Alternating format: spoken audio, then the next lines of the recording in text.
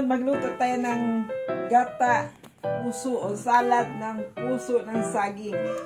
Ito ang puso ng saging.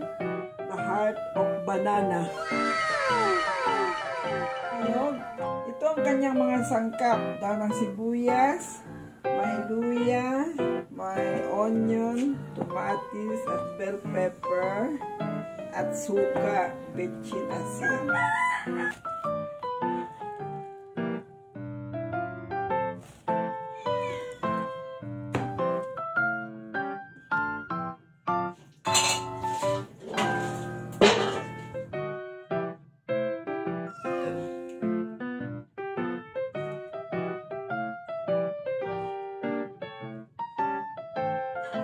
Takpan na.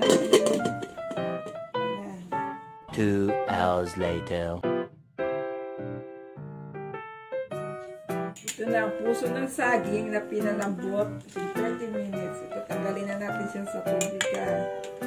Transfer natin dito sa strainer. Ipalamig natin siya. Bago natin ilagay ang mga sangkap niya.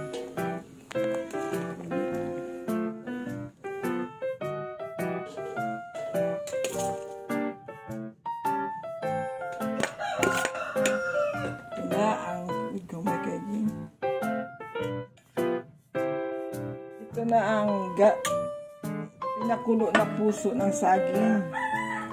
Ganda na siya, no? Yan. Transfer natin sa Parex bowl kasi maliit lang itong bowl. Tapos, lagyan natin ng suka. Ito puti suka. May lasa siya. Salad talaga ito.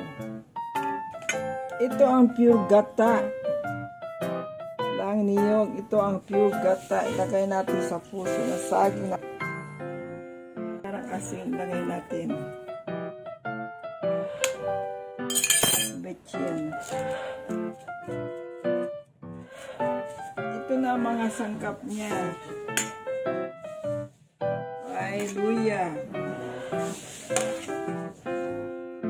Luya, onion. Tomatis. Mix natin dyan.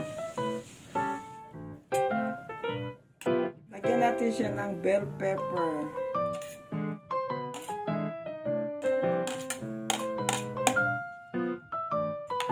Mga sibuyas. Masarap ito. Kainin gata ito ay pure na mix gata.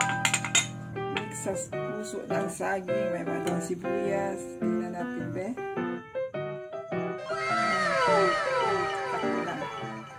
Kaya na, kain na tayo.